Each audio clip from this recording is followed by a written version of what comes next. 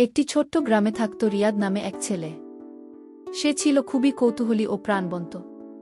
প্রতিদিন স্কুল থেকে ফিরে সে নদীর ধারে বসে পাখিদের উডাউডি দেখত আর বড় স্বপ্ন দেখত শহরে গিয়ে পড়াশোনা করার।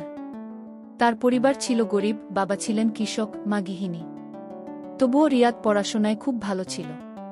একদিন স্কুলে শিক্ষক ঘোষণা করলেন, যে ছাত্র ক্লাসে প্রথম হবে সে শহরের বড় স্কুলে ভর্তি হওয়ার জন্য বৃত্তি পাবে। রিয়াদ শুনে মনোযোগ দিয়ে পড়াশোনা শুরু করল। ভোরে উঠে পড়াশোনা, রাতে কুপির আলো বই পড়া। তার পরিশ্রম দেখে মা বাবাও উৎসাহ দিতেন। পরীক্ষার দিন এল, রিয়াদ আত্মবিশ্বাস নিয়ে পরীক্ষা দিল। ফল প্রকাশের দিন সবার চোখে আনন্দের অশ্রু। রিয়াদ প্রথম হয়েছে।